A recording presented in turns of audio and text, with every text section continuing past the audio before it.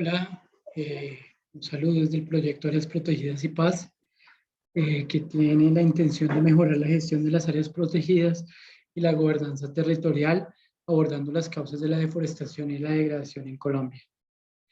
Hemos venido desarrollando una serie de capacitaciones para el uso de la herramienta SMART. El motivo de este video tutorial es la generación de un box plot o un diagrama de cajas en otro programa que es el programa RStudio. De manera general, un boxplot utiliza una base de datos asociadas a un atributo, por ejemplo, la distribución de las tallas en un país, y las grafica para poder entender cómo se distribuye la información. Aquí tenemos un esquema general de lo que contiene un boxplot. Básicamente, desde la información extrema, desde los dos puntos de información extrema, pues tenemos lo que se llama el rango de información que estamos manejando. Tenemos valores atípicos, que muchas veces pueden ser el resultado, en primer lugar, de realmente valores muy atípicos en el contexto de un atributo. Por ejemplo, si estamos trabajando con tallas o alturas de personas en Colombia, pueden ser las personas que sean pues extremadamente bajas en el caso de algunas condiciones como el enanismo, o extremadamente altas y que superan, digamos, los rangos extremos. Puede ser en algunos procesos eficiente extraer esta información para tener mucha mayor claridad de la distribución de los datos. Tenemos un extremo superior, que es donde se distribuye una gran cantidad de los datos, y un extremo inferior, que están identificados por estos bigotes. Y ya después tenemos las cajas, que es donde se distribuyen la mayoría de los datos, el cuartil inferior y el cuartil superior, y que nos hablan de la distribución de la valor de la mediana, que se refiere, digamos, al valor central de toda la distribución de estos datos. Este tipo de gráficas nos permiten hacer comparaciones sobre la distribución de una u otra información. Por ejemplo, en este caso, que es los datos que se tienen para el monitoreo de caudales, en este polígono que es el Parque Nacional Natural Serranía de los Yariguíes, en el departamento de Santander, observamos que se tienen diferentes puntos de aforo donde se hacen mediciones de caudales con instrumentos de medición especializada. Vemos que en este mapa ubicamos la Quebrada La Verde y Las Cruces, que son las dos que tenemos visualizadas a mano derecha, ¿cierto? Básicamente vemos que las dos quebradas tienen unos cambios pequeños en la distribución de los datos. Sin embargo, los valores de los caudales son, digamos, equivalentes, y si aplicamos una prueba estadística vamos a ver que no hay diferencias estadísticas significativas entre la distribución de estos caudales. Ahora vamos a ir a un programa que se llama R, en su versión RStudio, que básicamente nos permite hacer el cálculo de diferentes procesos estadísticos y la validación y revisión de la información. Esta herramienta pues básicamente funciona a través de la generación de códigos de programación que pues permiten interpretar y reinterpretar la información. Como ustedes ven aquí en mi pantalla, tenemos 4 cajas. Esta primera corresponde al lugar donde tenemos el código, que como ustedes ven, básicamente nos habla de la generación de un boxplot, en español, de un diagrama de cajas. Vamos a hacerle un zoom para ver un poquito mejor.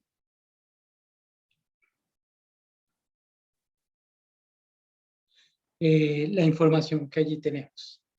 En este siguiente pantalla, se llama el ambiente, pues nos permite básicamente ir generando e incluyendo eh, objetos que aquí en R pues, pueden ser bases de datos u otros.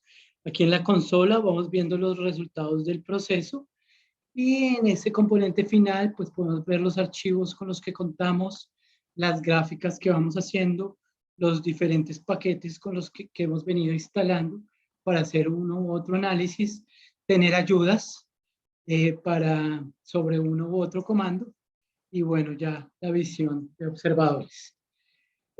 Vamos a iniciar revisando un poco el código que tenemos aquí plasmado. Básicamente vamos a hacer la generación de un boxplot y vamos a empezar con una revisión de una base de datos. En este contexto, pues vamos a utilizar esta base de datos que se llama Faithful y que básicamente es una base de datos que está internamente dentro del programa R.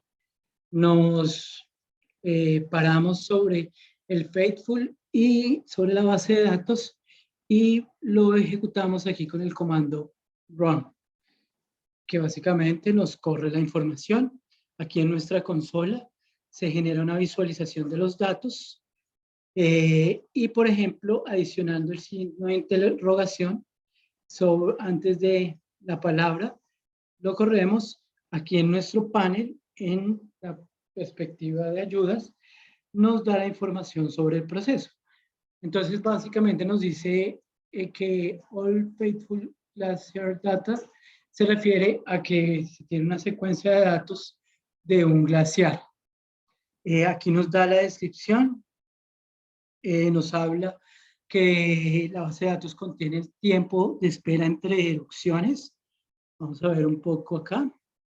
Aquí, eruptions, entre erupciones y la duración de cada erupción.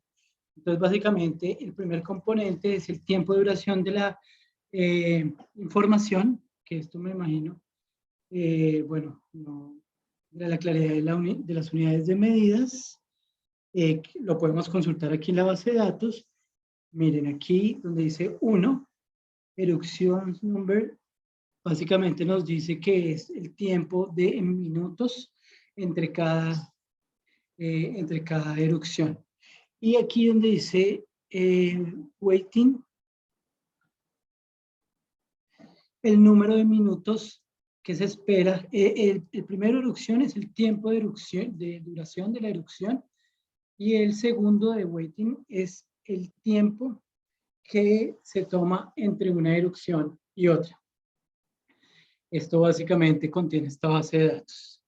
Lo primero que vamos a hacer es utilizar este comando acá, que tiene dos componentes.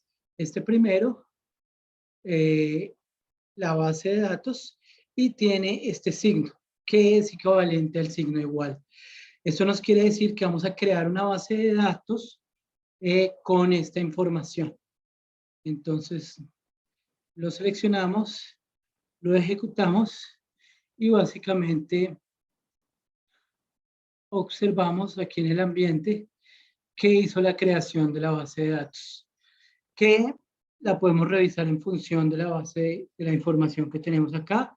Básicamente nos dice que es un marco de datos que tiene 272 observaciones y 2 variables, que como ya sabemos, se refiere a la duración de la erupción y el tiempo de espera entre erupciones. Aquí pues podemos detallar más información sobre esta base de datos. Podemos utilizar un comando como el resumen.